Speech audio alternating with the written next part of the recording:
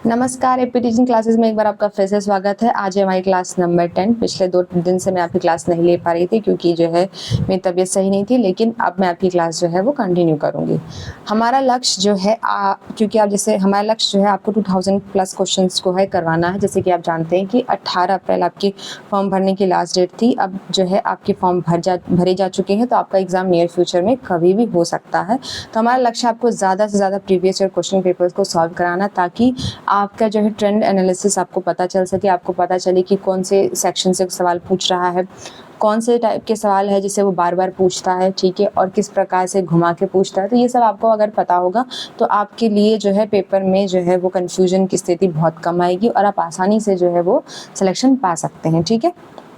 तो अब मैंने आपको पिछले 9 क्लासेस में ऑलरेडी 146 जो है क्वेश्चन करवा चुकी हूँ, ठीक है। अब हम जो है आगे क्वेश्चंस की शुरुआत करेंगे ताकि आपको आसानी से ये जानने में आसानी रहे, ठीक है, कि वास्तव में आपको 2000 प्लस क्वेश्चन कराए जा रहे हैं कि नहीं, ठीक है। तो चलिए हम आगे बढ़ते हैं अपनी क्लास के साथ, ठीक है।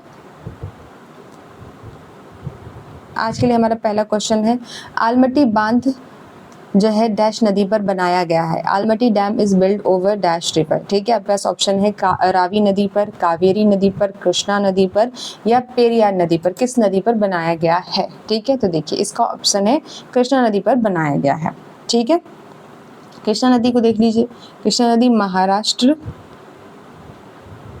ठीक है, महाराष्ट्र, कर्नाटक,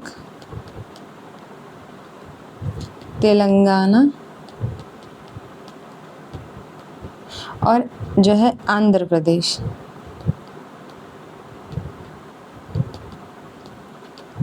से होकर बहती है, ठीक है। इस पे अन्य बांध भी हैं। एक बांध तो मैंने आपको बता दिया, आलमट्टी बांध, ठीक है। अन्य बांध जो इस पे स्थित है उनका नाम है नागार्जुन सागर। ये बांध सब बहुत फेमस है, आपने इनका नाम अक्सर सुना होगा। श्रीशैलम, कोयना और तुंगभद्रा, ठीक है। ये डैम है, जो अन्य डैम जो कि कृष्णा नदी पर स्थित है, ठीक है। चलिए हम जो है एक बात इसमें और ध्यान देने योग्य है कि जो आलमटी बांध है उसका एक अन्य नाम और भी है, जिस नाम से हम इसे पुकारते हैं वो है लाल बहादुर शास्त्री डैम, ठीक है। ये इसका अन्य नाम है। आपको ये नाम भी याद रखना है क्योंकि अगर मान लीजिए वो यही क्वेश्चन रिपीट करना चाहता है तो वो आपको आलमटी बांध की जगह पे आपसे पूछ लेगा कि लाल बहादुर शास्त्री डैम निम्नलिखित में से कौन सी नदी पर बनाया गया, और आपको ऑप्शन में कावेरी दे देगा, रावी दे देगा, कृष्णा दे देगा, पेरियार दे देगा। आपको आलमटी बांध याद है लेकिन आपने ये याद नहीं किया कि उसको लाल बहादुर शास्त्री डैम भी कहते हैं, तो आप आता वो क्वेश्चन गलत करके आएंगे, ठीक है। इसलिए आपको इस चीज़ को ध्यान देना है। चलिए हम अन्य नदियों पर कौन कौन से डैम है स्थित है देख लेते। देखो रावी नदी पर 3 डैम स्थित है और रणजीत सागर डैम स्थित है,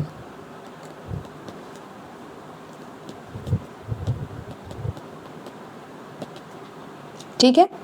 अब रंजीत सागर के साथ साथ चमेरा बांध भी जो है वो रावी नदी पर है। देखिए रंजीत सागर बांध जो है वो पंजाब राज्य में स्थित है, ठीक है, और जो चमेरा बांध है वो हिमाचल प्रदेश राज्य में स्थित है, ठीक है। चलिए अब हम देख लेते हैं कि कावेरी नदी पर कौन कौन से डैम स्थित हैं। देखिए कावेरी नदी पर जो है वो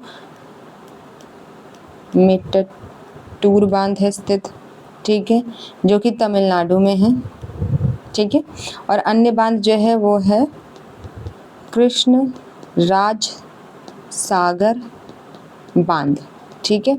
ये 2 बांध आपको कावेरी नदी पे मिल जाएंगे और ये बांध जो है वो कर्नाटक राज्य में स्थित है, ठीक है। आई होप आपको क्लियर हो गया होगा, ठीक है। चलिए अब हम नेक्स्ट नदी को देख लेते हैं, पेरियार नदी, ठीक है। देखिए पेरियार नदी पर जो डैम स्थित है उसका नाम है इडुक्की डैम। ये बहुत ही फेमस है क्योंकि इसका नाम जो यूनिक जैसा दिखता है, ठीक है। इडुक्की बांध जो है वो पेरियार नदी पर स्थित है, ठीक है। आई होप आपको क्लियर हो गया होगा, ठीक है, कि अलमटी बांध को ही हम लाल बहादुर शास्त्री डैम कहते हैं, कृष्णा नदी पर स्थित है, ठीक है। और इसमें अन्य डैम जो कृष्णा नदी पर स्थित है वो भी मैंने आपको बता दिए, ठीक है। तो आई होप आप इसको याद रखेंगे, ठीक है। तो चलिए अब हम आगे बढ़ते हैं, ठीक है। ये देखिए ये है हमारी कृष्णा नदी, देख रहे हैं आप, ये इसका फ्लो है, ठीक है। इसी पर ये डैम स्थित है, ठीक है, चलिए आगे बढ़ते हैं। नेक्स्ट क्वेश्चन है हमारा, she established the central Hindu college in 1898 and she also well known for her home rule movement, who is she. आपसे पूछ रहा है कि कौन है, आपके पास ऑप्शन है Sarojini Naidu, Annie Besant, Mother Teresa, Vijaya Lakshmi Pandit. ठीक है, आपसे पूछ रहा है कि किन के बारे में ये स्टेटमेंट दी गई है। ठीक है, तो देखिए ये स्टेटमेंट जो है वो एनी बेसेंट के बारे में दी गई। देखिए अगर आपको ये क्वेश्चन नहीं भी मालूम है तो आपको ये तो पता होगा कि होम रूल से संबंधित कौन सी महिला थी, सबको पता है कि वो एनी बेसेंट थी। ठीक है, सरोजिनी नायडू का होम रूल से उन्होंने मतलब इसकी स्थापना नहीं की थी। मदर टेरेसा का से कोई संबंध नहीं है, ना ही विजय लक्ष्मी पंडित का। तो अगर आप एलिमिनेशन मेथड यूज करेंगे तो भी आप इसका आंसर पा सकते हैं। ठीक है, देखिए होम रूल आंदोलन की शुरुआत एनी बेसेंट ने 1916 में ही की थी, जब तिलक ने की थी, लेकिन तिलक ने की थी पुणे से। ठीक है, और जो है एनी बेसेंट ने जो है इसकी शुरुआत मद्रास से की थी, बस उनका स्थान अलग है, ईयर सेम है। ठीक है, ये याद रखिएगा। और इन्होंने जो सेंट्रल हिंदू कॉलेज बनाया है ना 1898 में, ये बॉयज़ के लिए बनाया था। ये बॉयज़ के लिए जो है बनाया गया था सेंट्रल हिंदू कॉलेज, और ये बनारस में स्थित है। बनारस या वाराणसी जिस भी नाम से आप जानते हैं, ठीक है, वहाँ पे स्थित है ये कॉलेज। ठीक है, अब देखिए अब आप पूछेंगे बॉयज़ के लिए बनाया गया था तो गर्ल्स के लिए बताइए। तो गर्ल्स के लिए जो ये सेंट्रल हिंदू कॉलेज था वो 1904 में बना था, और उसे जो है वो महाराजा रणवीर सिंह ने बनवाया था। ठीक है, किसने बनवाया था? महाराजा रणवीर सिंह ने बनवाया था। ठीक है, तो चलिए देख लेते हैं आगे। ये देखिए ये इसका एक्सप्लेनेशन है, ये वही बात है जो मैंने आपको बताई है अभी कि बालकों के लिए यानी बॉयज़ के लिए 1898 में एनी बेसेंट ने बनवाया था। महिलाओं के लिए 1904 में जो है वो जो है महाराजा रणवीर सिंह ने बनवाया था। होम रूल कांग्रेस की स्थापना जब तिलक ने थी तो 1916 में उन्होंने पूना में की थी। एनी बेसेंट ने जो है वो 1916 में मद्रास में की थी। ठीक है, चलिए ये देखिए ये पिक्चर है सेंट्रल हिंदू कॉलेज की। ठीक है, जो बनारस में स्थित है। चलिए आगे बढ़ते हैं। नेक्स्ट क्वेश्चन है हमारे पास, वन्य जीव संरक्षण अधिनियम में पारित किया गया था, यानी wild life protection act has passed in. आपसे पूछा है कि कौन से वर्ष में जो है इसे पारित किया गया था।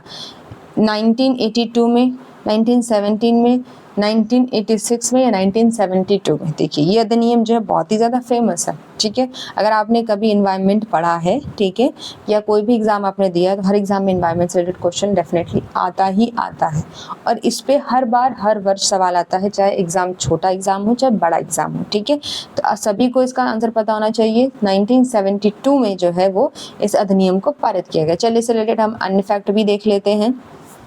देखिए ये जो अधिनियम था, अब आपसे लोग पूछेंगे कि ये लाया क्यों गया था, तो देखिए ये अधिनियम जो है वो वाइल्ड लाइफ यानी जो वन्य जीव हैं उनके प्रोटेक्शन के लिए लाया गया था। ठीक है, प्रोटेक्शन कैसे? पोचिंग यानी उनका जो शिकार किया जाता है उसको कंट्रोल करने के लिए, उनकी जो स्मगलिंग की जाती है दूसरे देशों में उनको जो भेजा जाता है उसके लिए, इलीगल ट्रेड उनके जो है वो अवैध व्यापार को रोकने के लिए जो है ये अधिनियम लाया गया था, क्योंकि उस टाइम पे भारत में बड़े पैमाने पे ये गतिविधियाँ होती थी।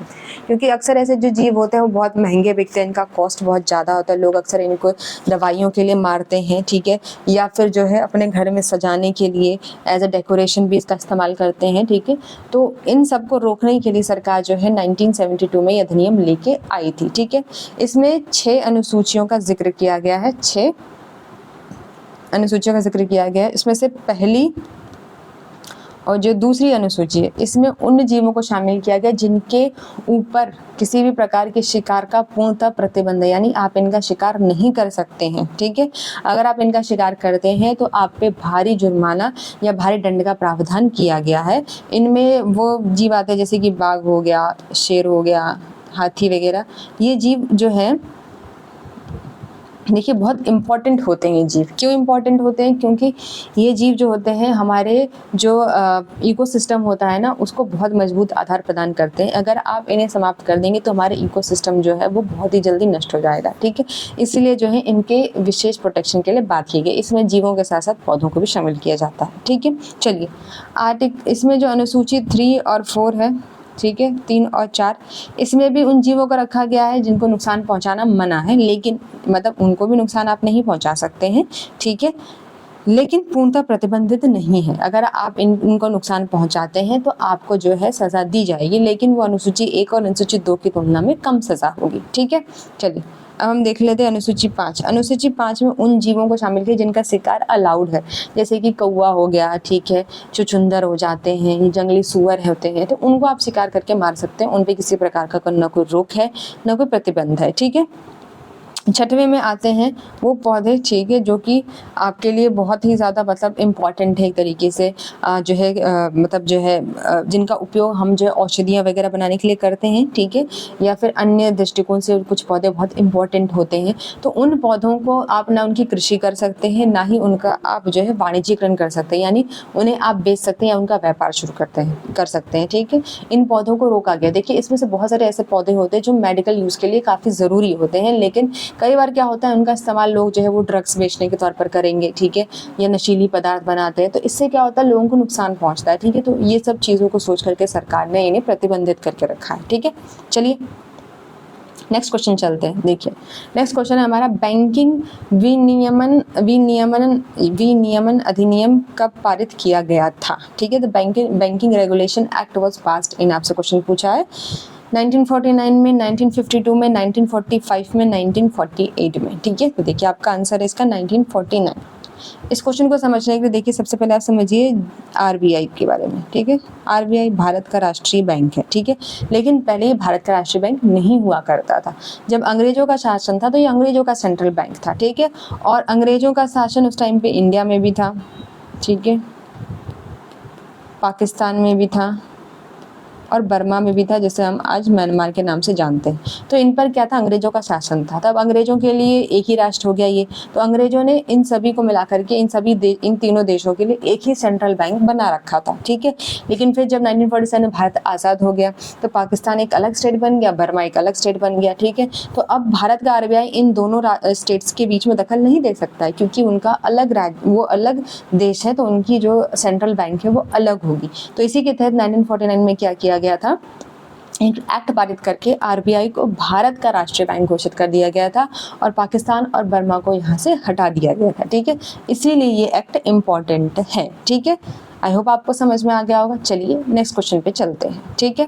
नेक्स्ट क्वेश्चन है, irrigation is a system where water is allowed to flow from below to soil surface into plants root zone and is absorbed upward, ठीक है। सिंचाई की एक ऐसी प्रणाली जहाँ पानी को मृदा की सतह के नीचे से पौधों की जड़ क्षेत्र में जाने दिया जाता है और ऊपर की तरफ अवशोषित किया जाता है। देखिए इसमें क्या होता है, आपके पास ऑप्शन है, अभी समझाती हूँ मैं। आपके पास ऑप्शन है डिच, सर्ज, स्प्रिंकलर या सीपेज। देखिए इसका आंसर है टपका। इसमें क्या किया जाता है, जैसे ये एक मिट्टी है, ठीक है, इसके अंदर ये लोग एक पाइप सी बिछाते हैं, ठीक है, उसमें छोटे छोटे छेद से होते हैं, जैसे मान लीजिए ये छेद है, ठीक है, इन छेद से पानी टपक टपक के गिरता है जड़ों पे, ठीक है, ये लिखा, ठीक है, जड़ों में गिरता है।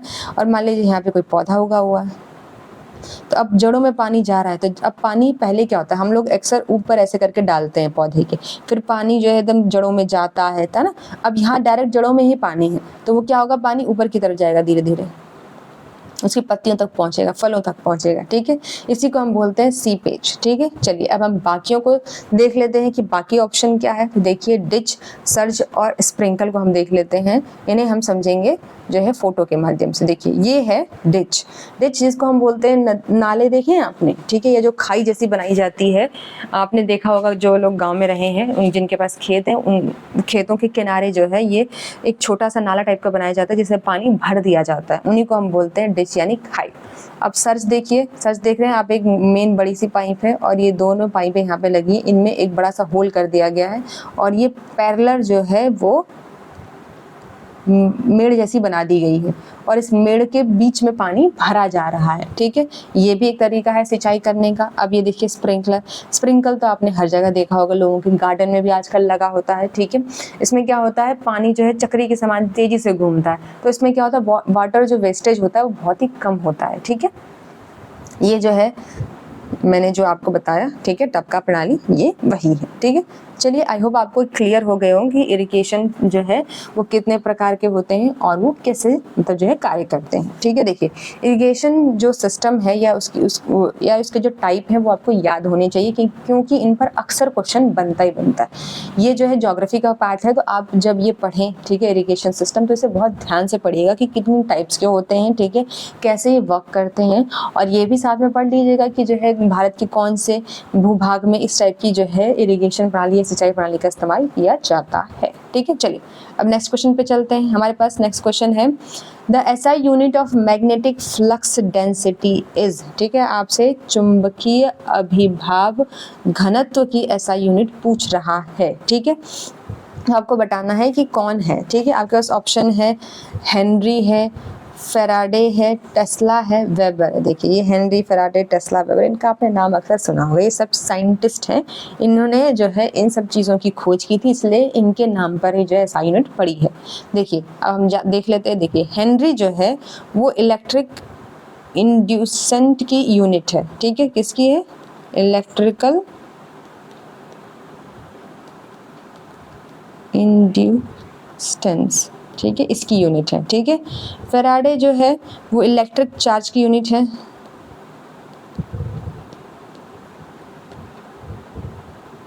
ठीक है, टेस्ला जो है वो मैग्नेटिक फ्लक्स डेंसिटी की यूनिट है, ऐसा यूनिट है। ठीक है,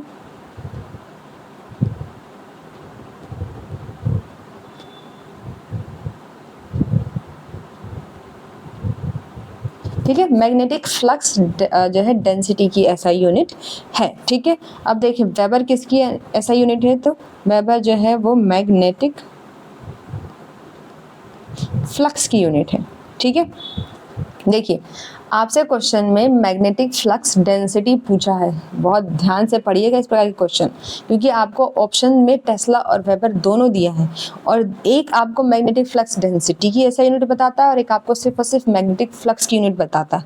अगर आप क्वेश्चन सही से नहीं पढ़ेंगे तो आप आंसर टेस्ला की जगह वेबर टिक करके आएंगे और आपका आंसर गलत हो जाएगा। हो सकता है आपको सेम क्वेश्चन रिपीट करे, बस आपसे ये पूछ ले कि द ऐसा unit of magnetic flux is. अब आप सोचेंगे मैंने तो ये क्वेश्चन कर रखा है, आंसर टेस्ला होगा। नहीं, आप यहाँ भूल गए। आपने जो आंसर अभी यहाँ पे देखा वो मैग्नेटिक फ्लक्स डेंसिटी का आंसर है। मैग्नेटिक फ्लक्स आपसे पूछेगा तो आंसर वेबर होगा। ठीक है, चलिए इस चीज़ को आप बहुत ध्यान से अपने माइंड में बिठाइएगा ताकि आपसे गलती एग्जाम में ना हो। ठीक है, चलिए आगे बढ़ते हैं। हमारा नेक्स्ट क्वेश्चन है Who was the first viceroy to be designated as the Governor General of India in 1828? 1828 में भारत के गवर्नर जनरल के रूप में नामित पहला वाइसरॉय कौन था? ठीक है, आपके पास ऑप्शन है Lord Cornwallis, Lord Dalhousie, Lord William Bentinck, Lord Wellesley. कौन थे जिनको जो है पहला गवर्नर जनरल भारत का नियुक्त किया गया था? ठीक है, तो देखिए इसका आंसर है लॉर्ड विलियम बेंटिक।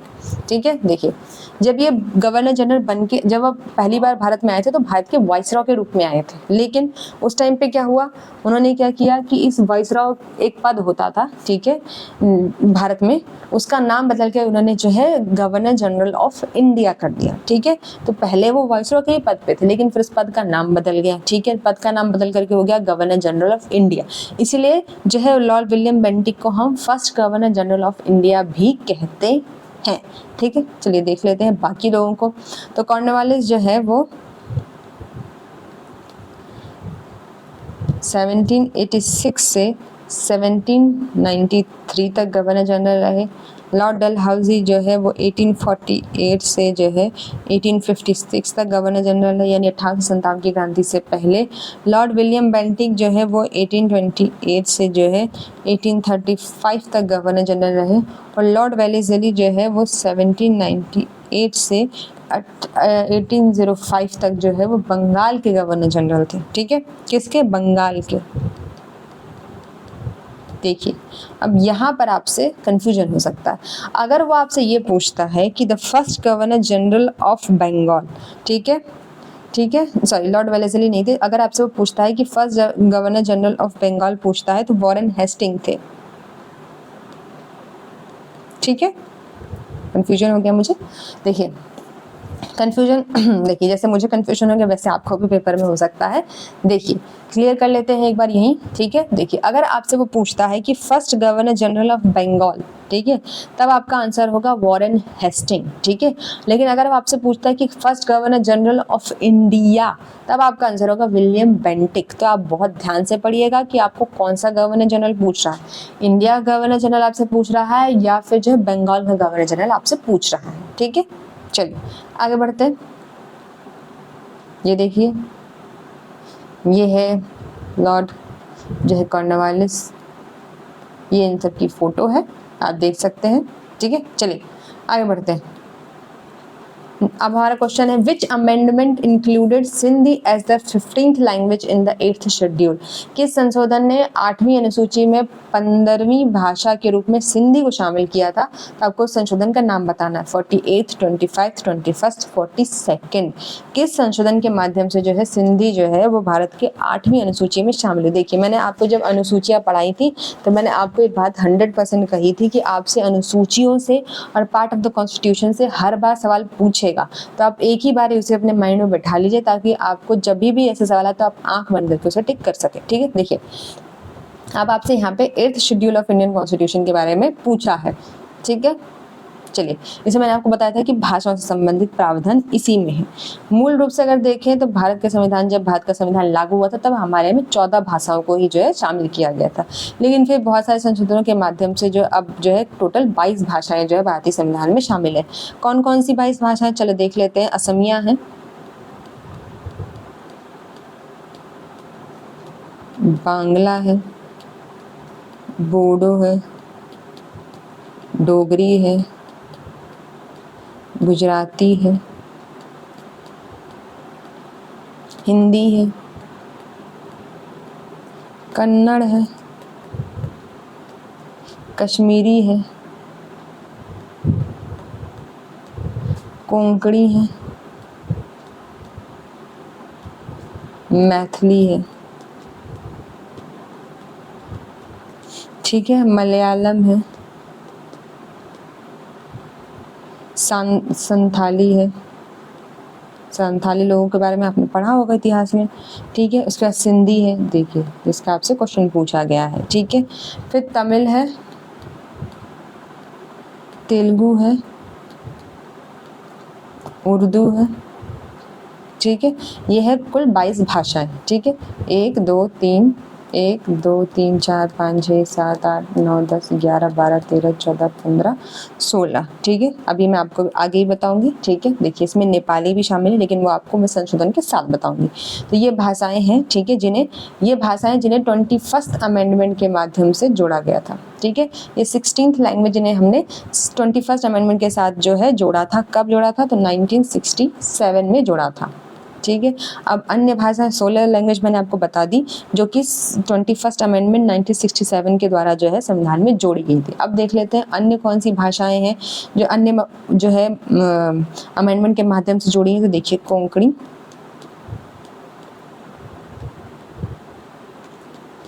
मणिपुरी और नेपाली, ये जो भाषा है वो 1992 में 71st अमेंडमेंट के साथ जो है वो जोड़ी गई है, ठीक है। वहीं अब देखो बोडो, डोगरी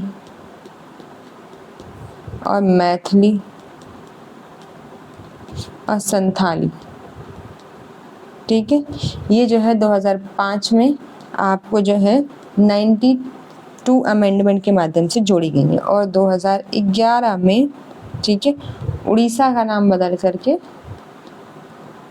ओडिशा रख दिया गया। क्या रख दिया गया, ओडिशा रख दिया गया, ठीक है। ठीक है, अब मैंने आपको भाषाएं बता दी थी, 16 यहाँ थी, अब बाकी की भाषाएं यहाँ हैं, ठीक है। हो गई आपकी 22 भाषा। चलिए आगे बढ़ते हैं।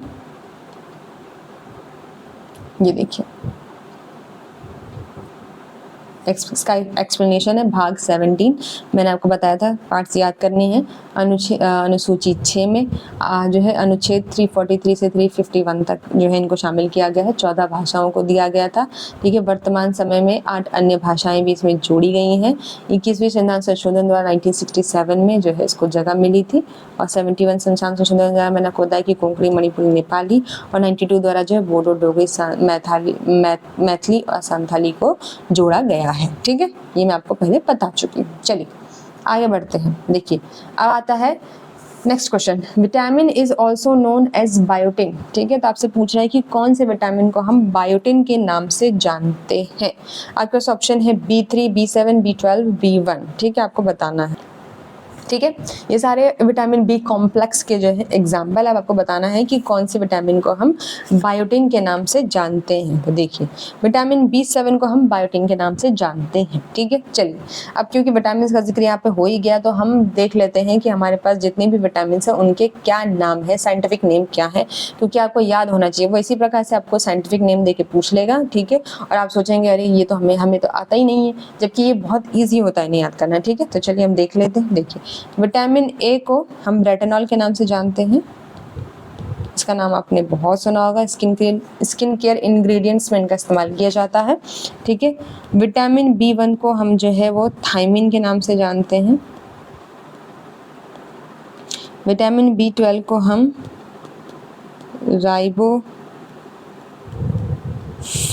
के नाम से जानते हैं, ठीक है। विटामिन B3 को हम नियासिन के नाम से जानते हैं, ठीक है। इसको कुछ लैंग्वेज में कुछ लोग इसको निकोटिनिक, ठीक है, निकोटिनिक अम्ल भी कहते हैं। तो अगर आपसे नियासिन या निकोटिनिक अम्ल पूछ रहे तो आप याद रखिएगा विटामिन B3 पूछ रहा है, ठीक है। देखिए अब यहाँ पे और चीज़ याद कर दिए, विटामिन B4 ये कोई विटामिन नहीं होती है, ठीक है। विटामिन B4 किसी विटामिन का नाम नहीं है। अगर ऑप्शन में आपको दिया है तो वहाँ उसको तुरंत रॉन्ग कर दीजिए कि ये तो हो ही नहीं सकता है, ठीक है। चलिए आगे देखते हैं। विटामिन B5, विटामिन B5 का नाम है पेंटोथेनिक अम्ल, ठीक है, पेंटोथेनिक अम्ल, ठीक है। विटामिन B6 देखते हैं। B6 का नाम है पायरोडॉक्सिन,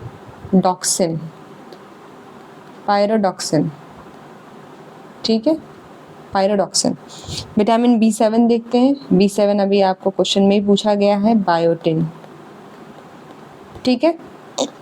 देखिए अब यहाँ देखिए विटामिन B8 आपसे पूछे तो विटामिन B8 कोई विटामिन नहीं होती है, ठीक है। चलिए इसका आप स्क्रीनशॉट ले लीजिए। आगे विटामिन के बारे में हम और देख लेते हैं। विटामिन B9, ठीक है, B9 को हम बोलते हैं फोलिक अम्ल, ये आपने बहुत बार सुना होगा, ठीक है। विटामिन B10 भी कोई विटामिन नहीं होती है, ना विटामिन B11 कोई विटामिन होती है। B12 देख लेते हैं। B12 का नाम है साइनोकोबालेमिन,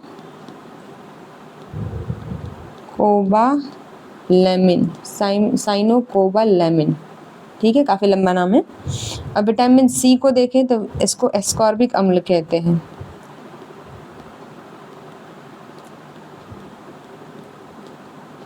ठीक है। और विटामिन D को हम बोलते हैं कैल्सीफेरॉल, क्या बोलते हैं, कैल्सीफेरॉल, ठीक है। और विटामिन E को हम बोलते हैं टोकोफेरॉल, ठीक है। और विटामिन K को हम बोलते हैं नेफ्थोकिनोन,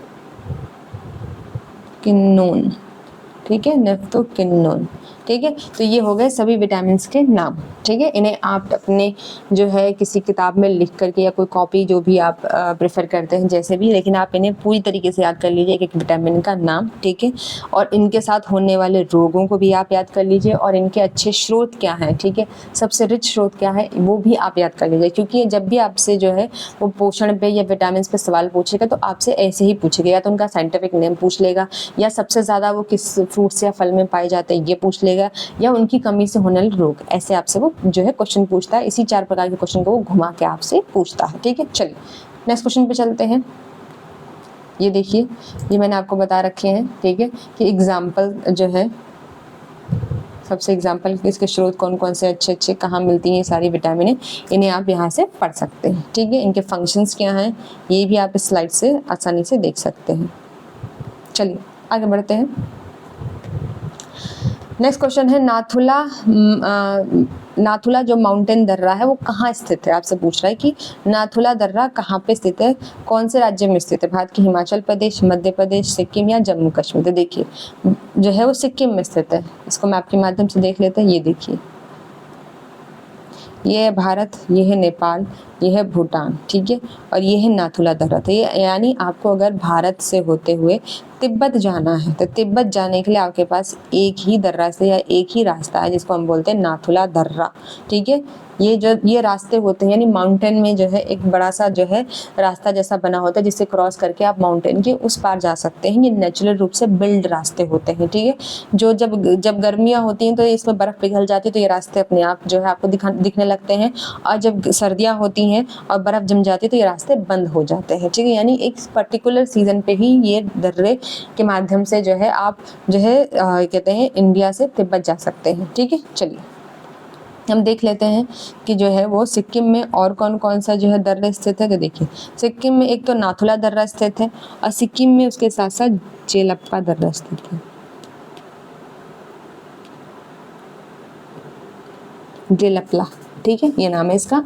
इससे आप गंगटोक से होते हुए जो है तिब्बत जा सकते हैं। ठीक है, चलिए अब हम अन्य जो स्टेट से देख लेते हैं कि वहाँ कौन कौन से दर्रे स्थित हैं। तो देखिए हिमाचल प्रदेश में अगर आप देखें तो हिमाचल प्रदेश में जो है शिपकिल्ला दर्रा स्थित है। यहाँ से सतलज नदी भारत में प्रवेश करती है इस दर्रे से होते हुए। ठीक है, और इस दर्रे से आप क्या कर सकते हो, शिमला से मानसरोवर होते हुए आप तिब्बत जा सकते हो। ठीक है, ठीक है, आई होप अब क्लियर हो गया होगा। देखिए दूसरा दर्रा जो हिमाचल प्रदेश में स्थित है उसका नाम है रोहतांग दर्रा। ठीक है, रोहतांग दर्रा जो है वो उसमें आप हिमाचल से होते हुए मतलब हिमाचल प्रदेश में स्थित है। इसमें आप हिमाचल के मनाली से जो है वो लेह तक जा सकते हो। लेह लद्दाख आपने नाम सुना होगा। ठीक है, इसके ये जो दर्रा है इसके उत्तर में अगर आप देखें तो रावी नदी बहती है। ठीक है, और इसके दक्षिण में जो है वो व्यास नदी बहती है, यानी ये दो नदियों के बीच में स्थित है।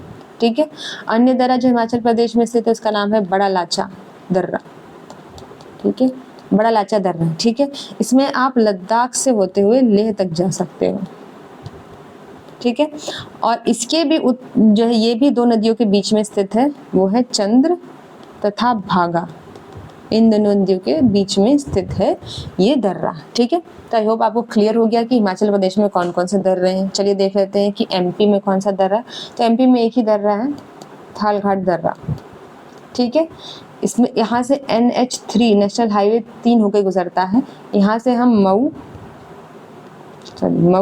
से नासिक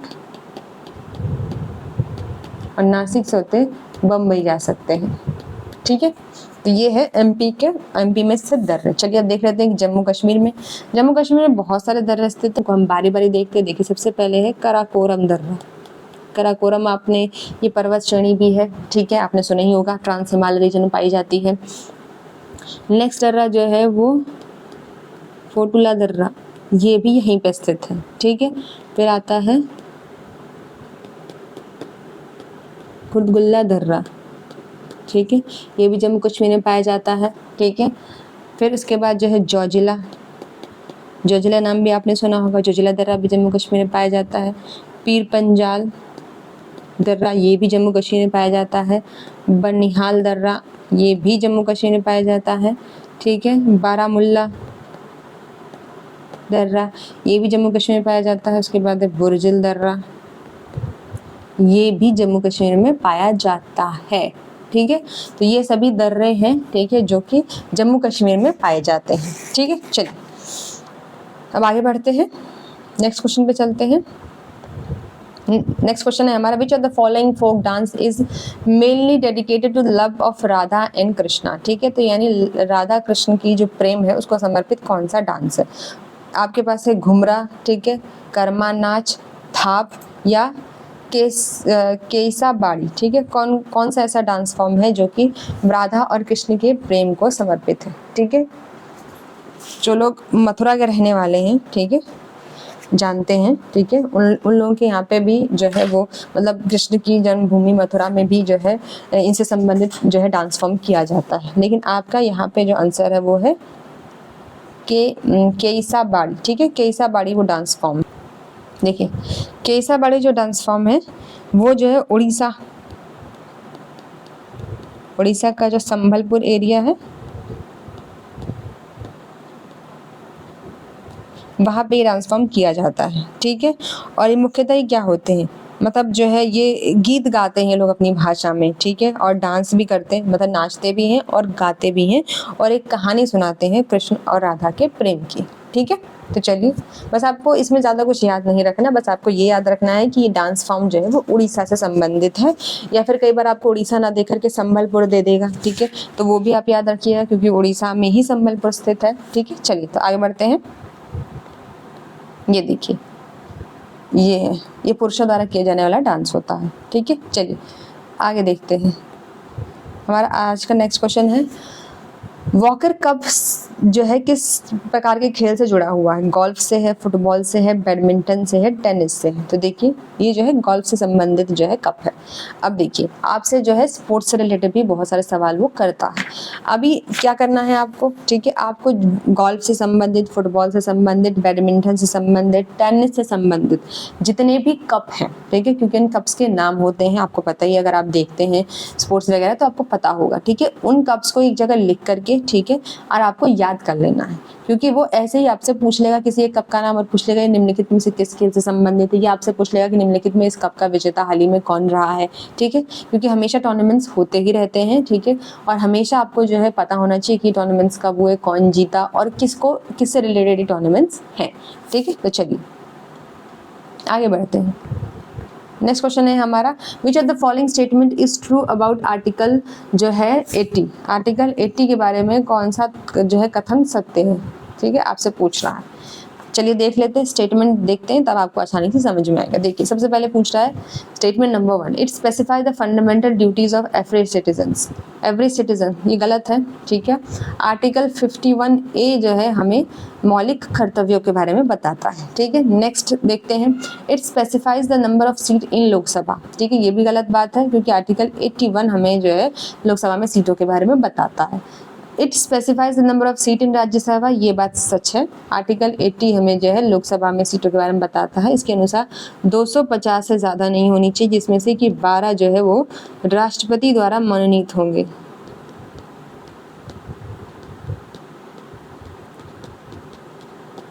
ठीक है, राष्ट्रपति द्वारा मनोनीत किए जाएंगे। अब नेक्स्ट देखते हैं, it specified direct principle of state policy. ये भी गलत है। ठीक है, direct principle of state policy इसको नहीं बताता है, क्योंकि direct principle of state policy article 36 से 51 में स्थित है। ठीक है, तो ये मैंने आपको सभी स्टेटमेंट बता दिए कि क्यों गलत है, ठीक है, और कौन सा सही है तो क्यों सही है। ठीक है, चलिए अगर आप चाहें तो इसका एक्सप्लेनेशन यहाँ से देख सकते हैं। ये देखिए, आर्टिकल 80 राज्यसभा में सीटों के बारे में बताता है, 250 से ज़्यादा नीचे, वर्तमान में 245 है, और 12 जो है वो मनोनीत होते हैं। ठीक है, चलिए आगे बढ़ते हैं। क्वेश्चन हमारा है नेक्स्ट, नागालैंड का प्रसिद्ध हॉर्नबिल उत्सव किस महीने में मनाया जाता है। दिसंबर, मई, फरवरी या जून, किस महीने में मनाया जाता है ये आपसे पूछ रहा है। ठीक है, आपको बताना है कौन से महीने में मनाया जाता है। तो देखिए, ये दिसंबर में मनाया जाता है, 1 से 10 दिसंबर के बीच में मनाया जाता है। ठीक है, नागालैंड के लोग इसको मनाते हैं और इसको ये एक्चुअली न्यू ईयर के रूप में मनाते हैं। ठीक है, नव वर्ष के रूप में इसे मनाया जाता है। ठीक है, तो देखिए, अगर आप यहाँ से देखें तो हॉर्नबिल उत्सव, ये जो हॉर्नबिल पक्षी है ये ज़्यादातर वहाँ पे काफ़ी नॉर्थ ईस्ट में काफ़ी ज़्यादा मात्रा में पाए जाते हैं। तो इन प्रकार के त्योहारों से आप ये भी देख सकते हैं कि किस प्रकार से जो है वो पक्षियों के ऊपर जो है त्योहारों का नाम रख करके उनका एक प्रकार से संरक्षण करने में भी सहायता मिलती है। यानी वहाँ के लोग जो है प्रकृति को कितना ज़्यादा मानते हैं। ठीक है, ये भी हमें देखने को मिलता है। चलिए आगे चलते हैं। हमारा नेक्स्ट क्वेश्चन है, चुंबकीय दिक्पात दिक्पात पर सबसे अधिक होते हैं, यानी magnetic declination dash but it happens the most, यानी कहाँ सबसे ज्यादा होता है, ये आपसे ये क्वेश्चन पूछ रहा है।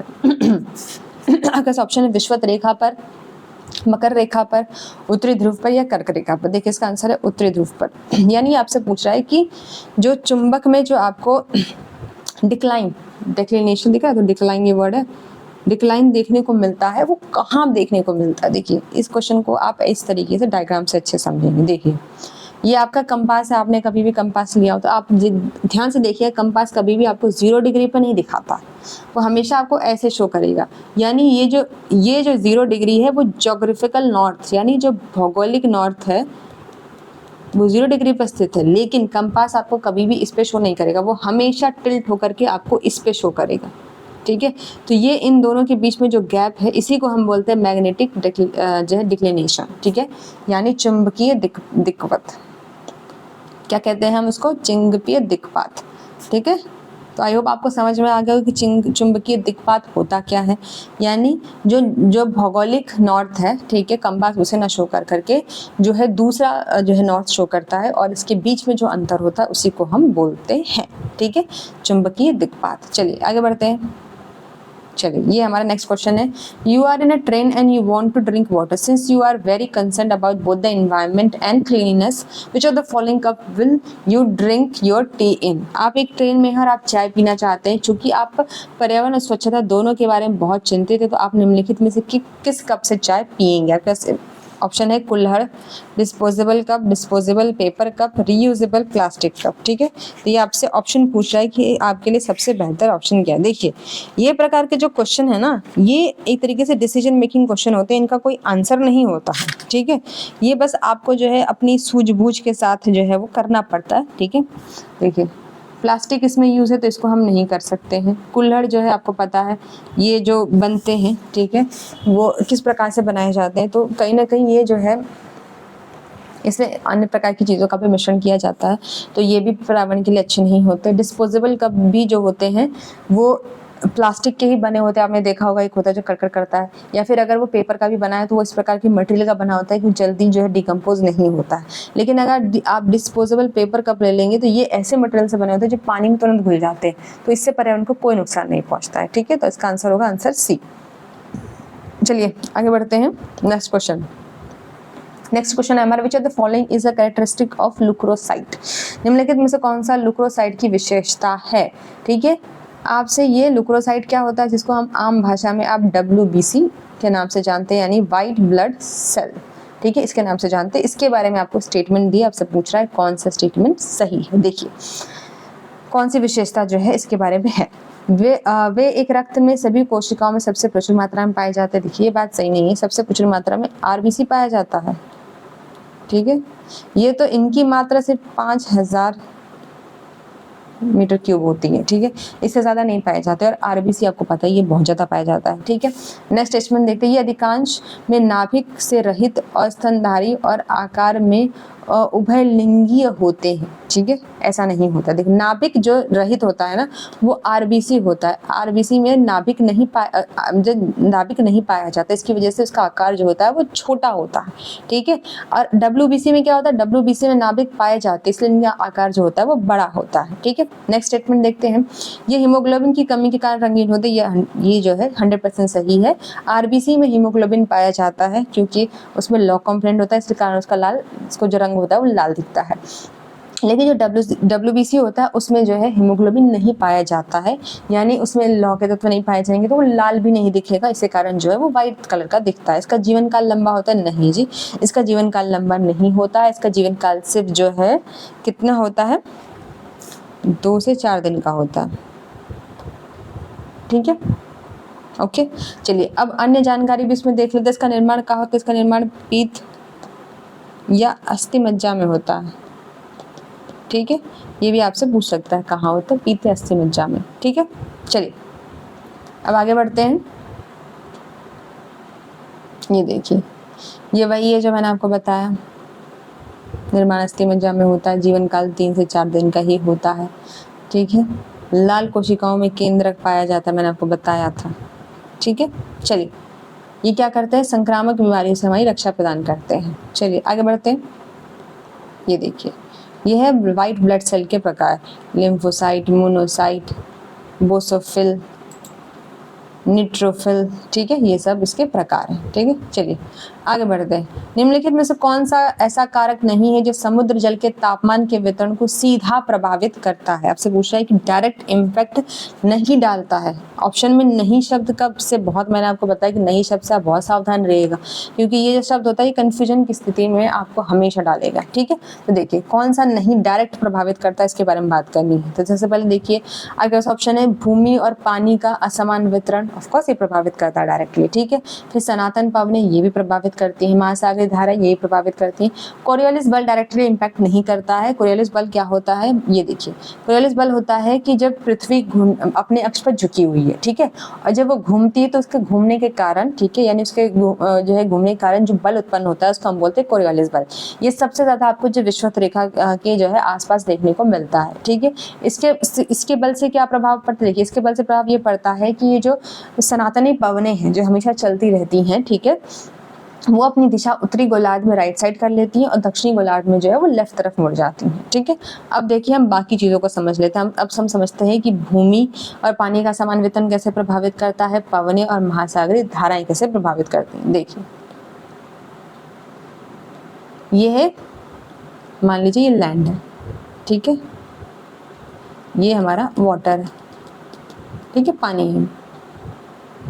अब आपको पता है कि वाटर की मतलब जो है प्रकृति कैसी होती है। जो लैंड होता है यानी जो भूमि होती है वो जल्दी गर्म भी होती है और फिर जल्दी ठंडी भी हो जाती है। पानी क्या होता है, वो देर से गर्म होता है और धीरे धीरे ठंडा होता है। ठीक है, तो इसके कारण क्या होती है, एक घटना होती है जिसे हम स्थल समीर और जल समीर के नाम से जानते हैं। ठीक है, देखिए सबसे पहले समझिए दिन में क्या होता है। दिन में क्योंकि पानी गर्म है, ठीक है, पानी जो है वो गर्म है, तो यहाँ पे होता है हाई प्रेशर। ठीक है, और लैंड जो है मतलब सॉरी, दिन में क्या होता है कि पानी जो है धीरे धीरे गर्म होता है और लैंड जल्दी गर्म हो जाती है। ठीक है, तो लैंड जो है पानी की तुलना में ज़्यादा गर्म होती है। ठीक है, तो वहाँ पे बनता है लो प्रेशर, और पानी क्या होता है, वो जल्दी गर्म नहीं हो पाता है, तो वहाँ वो थोड़ा सा ठंडा होता है, तो वहाँ पे होता है हाई प्रेशर। अब आपको पता है, ठीक है, प्रकृति आपको अच्छे से मालूम है कि जो पवनें होती हैं वो हमेशा हाई प्रेशर से लो प्रेशर की तरफ चलती हैं। ठीक है, इसको हम बोलते हैं समुद्र समीर। ये जो है दिन में होता है। ठीक है, समुद्र समीर क्या होता है, दिन में होता है। क्यों, क्योंकि लैंड बहुत ज़्यादा गर्म होता है, जिसके कारण वहाँ पे लो प्रेशर का जोन बन जाता है, और समुद्र जो है इसकी अपेक्षा में ठंडा होता है, तो वहाँ पे हाई प्रेशर का जोन बनता है। और जो पवनें होती हैं उनकी ये नेचर होता है कि वो हाई प्रेशर से लो प्रेशर की तरफ चलती हैं। ठीक है, इसी को हम बोलते हैं समुद्र समीर। तो चलिए अब हम जल समीर को पढ़ लेते हैं। ठीक है, देखिए अब स्थल समीर जल समीर, स्थल समीर में क्या होता है, अब देखिए रात में क्या होता है, लैंड हो जाता है ठंडा, क्योंकि वो जल्दी ठंडा हो जाता है, तो यहाँ पे होता है हाई प्रेशर, और पानी जल्दी ठंडा नहीं हो पाने के कारण ये अभी भी गर्म है। ठीक है, तो यहाँ पे बनता है लो प्रेशर। तो पवनें हमेशा हाई प्रेशर से लो प्रेशर की तरफ चलती है। तो रात में पवनें कहाँ चलती हैं, रात में पवनें चलती है लैंड से वाटर की तरफ, इसी को हम बोलते हैं स्थल समीर। तो आपको पता चल गया, ये परिघटना दिन पूरे 24 घंटे हो रही है। दिन में जो है समुद्र समीर चल रही है, रात में स्थल समीर चल रही है, तो कंटिन्यूअस हो रही है। तो ये क्या कर रही है, ये प्रभावित कर रही है, डायरेक्टली प्रभावित कर रही है। ठीक है, और हवाओं की दिशा बदल रही है, ये पवनें हमेशा साथ में चलती रहती है, तो सनातन पवनें भी प्रभावित कर रही हैं। ठीक है, अब देखिए महासागरीय धाराएं कैसे प्रभावित करती हैं। देखिए कुछ जो है वो हमारे गोलार्ध में, यहाँ समझिए, समझाती हूँ मैं आपको। ये देखिए, ये हमारा गोलार्ध है, ये हमारा पृथ्वी है। ठीक है, ये हमारा 0 डिग्री है, ये हमारा 10 डिग्री है, ये हमारा 10 डिग्री। इसके बीच में जो है वो कोरियोलिस बल काम करता है। अब ये देखिए, ये एरिया जो है, ठीक है, ये एरिया हमेशा गर्म रहता है। क्यों, क्योंकि यहाँ पे किरणें जो है सूरज की वो सीधी पड़ती हैं। देखिए ऐसे सीधी किरणें पड़ती हैं। ठीक है, इसी कारण ये एरिया गर्म रहता है। और ये जो बाकी एरिया है, ठीक है, जैसे ये ध्रुव वाला एरिया है, यहाँ पे बर्फ ही जमी रहती है। ठीक है, तो अब इससे क्या होता है, बर्फ जमी है, सॉरी मैं आपको दोबारा डायग्राम बना के समझाती हूँ। ठीक है, देखिए, ठीक है, ये एरिया गर्म रहता है क्योंकि यहाँ पे सूरज की किरणें डायरेक्ट पड़ती हैं। ठीक है, ये एरिया ठंडा होता है, कोल्ड। अब क्या है, देखिए अब पवनें जब यहाँ से यहाँ चलती हैं, ठीक है, ये ठंडी पवनें यहाँ से चली, गर्म पवनें यहाँ से चली। ठीक है। तो ये क्या होती हैं, ये एक दूसरे के साथ जो है वो मिल जाती हैं, ठीक है। और जब ये पवनें यहाँ आती है तो मैंने आपको बताया तो कोरियोलिस बल काम करता है, तो ये जो पवन होती है उत्तरी गोलार्ध में ये लेफ्ट की तरफ मुड़ जाती है और दक्षिणी गोलार्ध में जो है ये राइट की तरफ मुड़ जाती है, ठीक है। ऐसे मुड़ जाती हैं ये लेफ्ट की तरफ, ऐसे, ठीक है। यहाँ से जब ये आती हैं, ठीक है, तो ये जो है वो राइट की तरफ मुड़ जाती हैं, ठीक है, ऐसे मुड़ जाती हैं ये। तो ये क्यों मुड़ती हैं, क्योंकि कोरियोलिस बल के कारण जो है ये ऐसा होता है, ठीक है। अब मैंने आपको बता दिया कोरियोलिस बल कैसे जो है पवनों की दिशा को परिवर्तित करता है। अब देखिए यहाँ पर स्थित है कुछ देश, जैसे कि इंग्लैंड हो गया, नॉर्वे हो गया, फिनलैंड है, ठीक है। ये देश जो होते हैं ये आप देखोगे मैप में, अगर आपको स्थिति मालूम है इनकी, तो ये ध्रुवों के बहुत पास है, तो उसके अकॉर्डिंग तो यहाँ पे बर्फ जमी होनी चाहिए, लेकिन यहाँ पे बर्फ जमी नहीं होती है। यहाँ के बंदरगाह जो है 12 के 12 महीने खुले रहते हैं। क्यों? क्योंकि यहाँ पे गर्म जलधाराएं और ठंडी जलधाराएं आपस में आके मिलती हैं, ठीक है, जिसके कारण वहाँ पे जो है वो मछली का उत्पादन बहुत ज़्यादा होता है। मछलियों के प्रजनन के लिए ये जो एरिया होता है ये बहुत ही ज़्यादा जो है वो अच्छा माना जाता है, ठीक है। जिसके कारण यहाँ क्योंकि यहाँ पे बर्फ जमी नहीं रही है, तो मछलियों का उत्पादन, मतलब मछलियाँ यहाँ पे प्रजनन बहुत ज़्यादा करेंगी, उनका उत्पादन भी बहुत ज़्यादा होगा, और इसी कारण से जो है यहाँ पे जो है जिसके जो बंदरगाह हैं वो 12 के 12 महीने हमेशा खुले रहते हैं, ठीक है। तो आई होप आपको समझ में आ गया होगा कि पानी और भूमि का वितरण कैसे प्रभावित करता है, पवनी कैसे प्रभावित करती है, महासागरीय धाराएं कैसे प्रभावित करती है, और कोरियोलिस बल जो है इनडायरेक्टली कैसे हेल्प करता है, ठीक है। चलिए आगे बढ़ते हैं। नेक्स्ट क्वेश्चन है हमारा, which of the following method can not be used to calculate the GDP of nation, ठीक है। किसी भी राष्ट्र को सकल घरेलू उत्पाद की गणना करने के लिए निम्नलिखित में से किस विधि का उपयोग नहीं करते हैं। तो आपके पास ऑप्शन है आय विधि, उत्पाद विधि, व्यय विधि, कर विधि। देखिए मैंने ये आपको पहले भी करा चुकी हूँ, ठीक है। इसमें जो है मैंने आपको बताया था कि आय विधि का इस्तेमाल किया जाता है, उत्पाद विधि का इस्तेमाल किया जाता है और व्यय विधि का इस्तेमाल किया जाता है। वहाँ पे मैंने आपको डिटेल में भी ये सारी की सारी चीज़ें जो है समझाई थी, लेकिन मैंने आपको ऐसा कर विधि कोई ऐसी विधि नहीं जो मैंने आपको बताई थी उस टाइम पे, ठीक है। तो जो आंसर डी है वो इसका सही आंसर होगा, ठीक है, क्योंकि आपसे नहीं पूछा है, ठीक है। चलिए आगे बढ़ते हैं। अगर आपका नेक्स्ट क्वेश्चन है, identify from the given option which is the tributary of जो है इंडस रिवर। दिए गए विकल्पों में से सिंधु नदी की सहायक नदी की पहचान करें। देखिए चंबल, बेतवा, सोन, ठीक है, पूर्णा, प्रणहिता, वर्धा, जास्कर, नुब्रा, श्योक, हुंजा, दिबांग और लोहित, ठीक है। देखिए इसमें आंसर सी सही है, जास्कर, नुब्रा, श्योक और हुंजा, ये जो हैं वो सिंधु नदी की सहायक नदियां हैं। क्या है? सिंधु नदी की सहायक नदियां। देखिए सिंधु नदी की अन्य सहायक नदियां भी हम देख लेते हैं। ये देखिए ये यहाँ है, ये सिंधु नदी बह रही है, ठीक है। इसकी अन्य सहायक नदियों में जो है वो चेनाब है, रावी है, सतलुज है, झेलम है, ठीक है, और ब्यास है। ये इसकी अन्य जो है वो सहायक नदियाँ हैं, ठीक है। ये देखिए ये जास्कर, ठीक है, ये नुब्रा हो गया, ये श्योक हो गया, ठीक है। ये भी नदियां जो आपको बताइए वो आप इस मैप के माध्यम से याद कर सकते हैं कि इंडस नदी जो है वो कहाँ से निकलती है, ठीक है, और कहाँ कहाँ से बहती हुई जाती है, और इसकी कौन कौन सी जो है वो सहायक नदियां हैं, ठीक है। चलिए आगे बढ़ते हैं। देखिए आज का हमारा last question, which of the following chemical is not added during purification of raw water to obtain drinking water. निम्नलिखित में से कौन सा रसायन पेय जल प्राप्त करने के लिए कच्चा पानी की शुद्धि के दौरान नहीं जोड़ा जाता है। आपके पास ऑप्शन है ozone, chlorine, calcium carbonate, soda ash. तो देखिए इसमें कैल्शियम कार्बोनेट को नहीं जोड़ा जाता है, ठीक है। पता चल गया आपको, कैल्शियम कार्बोनेट को नहीं जोड़ते हैं, बाकी सबको जोड़ा जाता है, ठीक है। चलिए तो इसी के साथ आज की हमारी क्लास खत्म होती है, ठीक है। आई होप आप लोग सब बहुत अच्छे होंगे और अच्छे से अपनी पढ़ाई कर रहे होंगे। इसी प्रकार जो है वो आप जो है लगे रहिए और हमारे साथ जो है प्रीवियस ईयर क्वेश्चंस की प्रैक्टिस करते रहिए, ताकि एग्जाम में आप जो है वो बाकी लोगों की तुलना में बेटर परफॉर्मेंस दे सकें। तो धन्यवाद। अब हम आपसे मिलेंगे कल की क्लास में। Thank you.